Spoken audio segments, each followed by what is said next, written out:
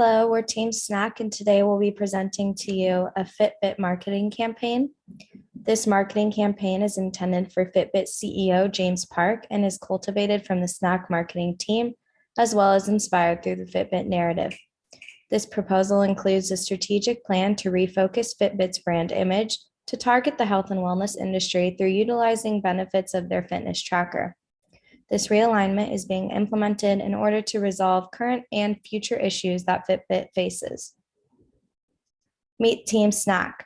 First, we have Stanislav, who is our business analyst. Following, we have Nicole. She's our chief investment officer. Then we have Alakai, our market analyst. Me, Carlene, our market strategist. And Kevin, our marketing manager. Our agenda for today will be to go through an executive summary, a problem identification, external and internal analysis, a market strategy, an options analysis, a cost-benefit analysis, a recommendation, an implementation timeline, as well as a risk and mitigation. So for our executive summary, I'll begin with identifying the problems that Fitbit is facing. First being enhancing and retaining user engagement, as Fitbit has seen an increased drop-off of user use after purchasing Fitbit products, as well as increased competitor pressure on their market share from companies like Apple and Samsung. Fitbit is facing challenges as similar products have been released, increasing their levels of competition. In order to remain a leader in their market, Fitbit must find a way to increase customer lifetime value and to identify future opportunities. Through doing this, they will increase their company growth as well as differentiate themselves from their competitors. Our strategy and recommendations include that our team is recommending that Fitbit enhance and promote their health and wellness features that their device offers. By refocusing their brand image to target the health and wellness industry, Fitbit will be able to set itself apart from its competitors.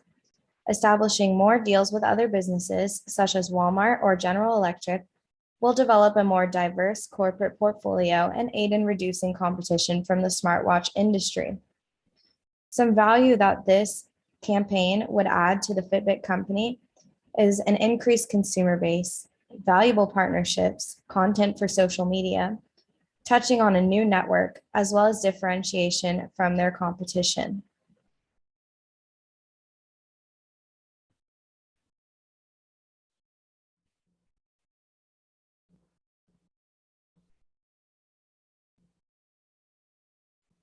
Thanks, Carlene. Being the king of the hill comes with its own set of problems being on the top. The main problems we face are enhancing and retaining user engagement. Looking at the graph on the left, we can see after 6 months, there are dramatic drops in user engagement. Users say they feel like they could continue their fitness journey without the help of Fitbit products. But can they? Looking at the pie chart in the middle, Fitbit has the leading market share for global wearable devices, but companies of competition like moguls Apple and Samsung pose a huge threat to their success. Through all the bad, there are good signs. Fitbit has a growing user base and a high demand despite competitor growth trends and shortened user retention. How do we capitalize on this fact?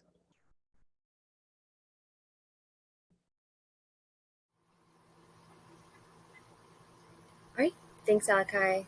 So in our research, we found that Fitbit holds 26.8% of market share. However, it had an 80% lower revenue growth from 2013 to 2014. Now in 2015, the HIPAA compliance was announced in September, indicating customer data security. And this was big for Fitbit because Fitbit is actually able to use the big data to deepen its connections with corporate consumers. Now in 2014, Fitbit was dominating the market. It has a diverse product mix and premium subscription service. And it got to the point where fitness trackers were more commonly called Fitbits. Now with this, they had some technological improvements. Fitbit was improving its core technology through updated devices and software that identifies more fitness activities through continuous body movement. However, the con of this is the average consumer can see this as unnecessary and too niche, and it actually ended up diminishing the returns on growth. In 2015, two big competitors entered the wearables market. They're well-known electronic manufacturers, in their Apple and Samsung. Apple came out with its Apple Watch and Samsung came out with its Gear series, which both included features relating to Fitbit, which were activity tracking and heart rate monitoring. And aside from that, a company called Xiaomi released their own fitness tracking band at a cost of $15. Now, due to these competitors in the wearables market, Fitbit's market share has dropped steadily from 46% in the third quarter of 2014 to 24.3% in the second quarter of 2015. Now, in recent years, the corporate wellness market has been growing under the radar, expected to grow from $7.4 billion in 2014 to $11.3 billion by 2019.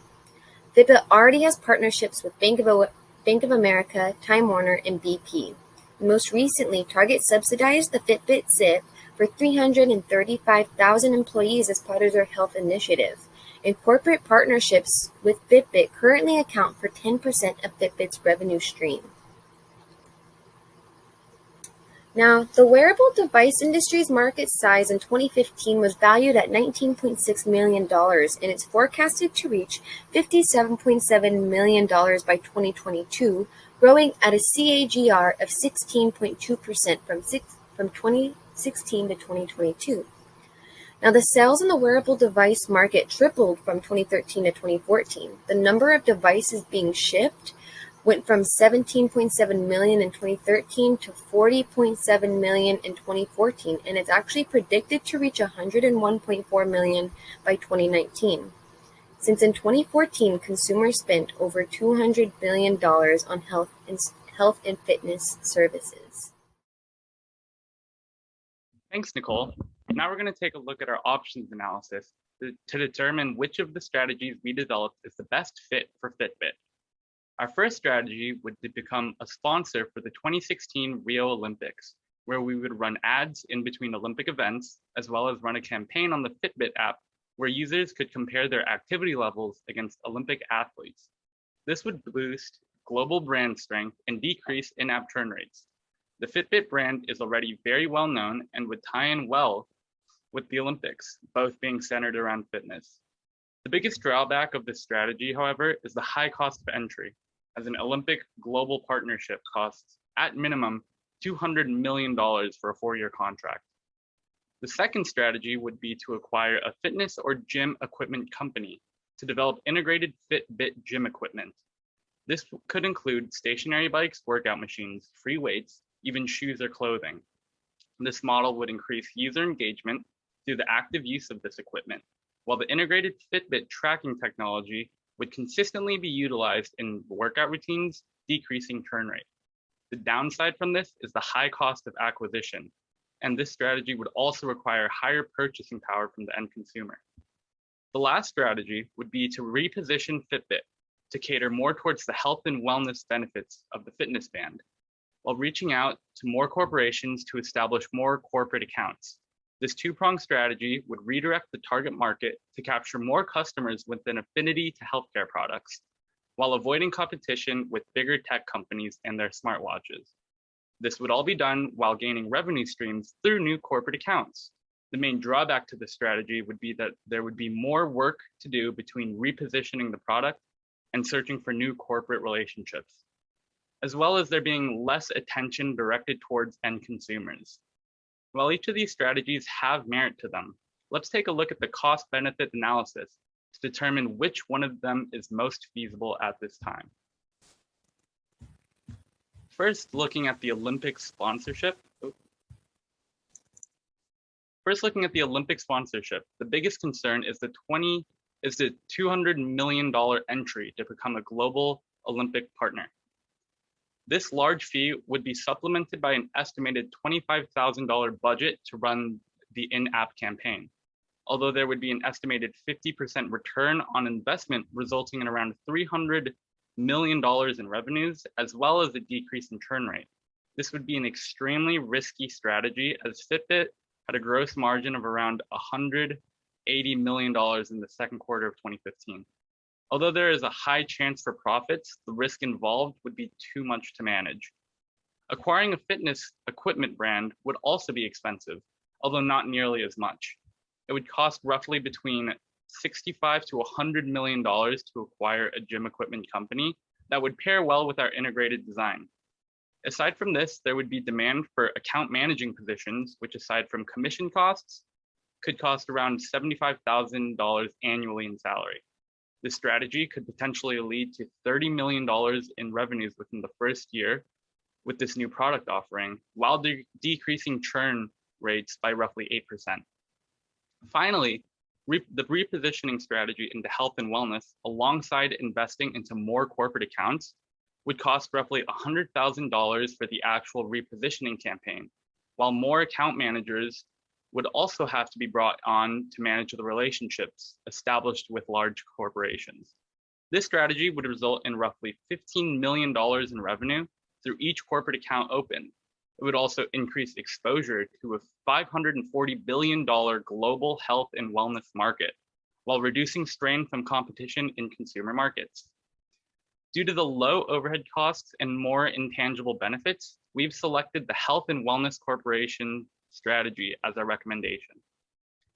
Let's take an in-depth look into both sides of this strategy. For the repositioning campaign, we would implement advertisements and redesign our app and website to emphasize the enhanced health tracking features of the Smart Track software. This would display the in-depth live tracking features of continuous body movements that the Smart Track is capable of, while also suggesting health and fitness tips that are built around an individual's personalized activity. This focus on the fitness tracking bands would also help us differentiate from smartwatches, focusing all our attention on mid to high range fitness trackers. This again should help us divert from big tech companies and their smartwatches, who we believe will eventually outcompete us through their vast amount of resources. On the other side of this strategy, Fitbit would hire more sales personnel and account managers to reach out to potential corporate partners. Some example potential clients being General Electric, Walmart, and CVS. During this process and in the repositioning campaign, we would also bring up our US Health Insurance Portability and Accountability Act compliancy, which would ensure consumer data security. Finally, we would establish subsidized purchases of base model fitness bands to such corporations in our Fitbit Flex and Fitbit Zip models. Our trackable KPIs for this strategy include units sold, in-app churn rate, and accounts opened within a 2-year period. Now, Stan will go over an implementation timeline for our strategy. Hello, my name is Stanislav Halama, and I'm going to tell you now about our implementation timeline Fitbit tracking for success. First, we're going to cultivate a plan to refocus the Fitbit brand image to health and wellness benefits of their smart track software devices. In order to distinguish Fitbit devices from any other products out there, to make them unique for the consumer. Then we're going to create wellness programs with daily health fitness tips based on the individual activities of the consumers. We're going to provide them with a large amount of data they can use for their own purposes. Next, we're going to move to the large corporations. We're going to hire more account managers so they can reach out to the corporation, close bigger deals faster, and make more the accounts open. By doing that, we're going to establish purchases of the base model fitness bands to corporations, where we're going to benefit from it, as well as the corporation's going to benefit from it. They can track their health and wellness of their employees and everything, and we can sell more units by providing these to the customers of big corporations. Tracking for success, by our KPIs, we choose to track it by churn rate, by accounts opened, and by units sold. For first 6 months, we looking at 5% reduction churn rate, we'll be able to sell 10 million units. For the first 12 months, we should be able to be opening 3 to 5 accounts, and we should be able to sell 20 million units. By 24 months, we should be able to open 6 to 10 accounts, and we should be able to sell around 30 million units. Of course, we are tracking all these KPIs constantly, and all these indicators as well. So if some KPIs are underperforming or they're just not doing how we want it to do, we can circle. Thanks, Stanislav. Here we're looking at our risk and mitigation. If I could get you to take a look at the plots on the right, our lowest risk is if marketing campaign fails to change the consumer viewpoints of Fitbit focus. We will mitigate this problem by relying on the internet strength of Fitbit's company image and re-strategize marketing plans to showcase the new focus of Fitbit being used for health and wellness purposes. Our medium risk is if the user engagement has a continued rate drop off, we would mitigate the risk by creating a policy within the deal that makes corporate accounts pay a recurring discounted fee to utilize Fitbit services. Our highest risk is if the corporate deals fall through, and we will mitigate this risk by reaching out to multiple companies to keep our company options diverse, therefore reinforcing the existing relationships between our corporate partners.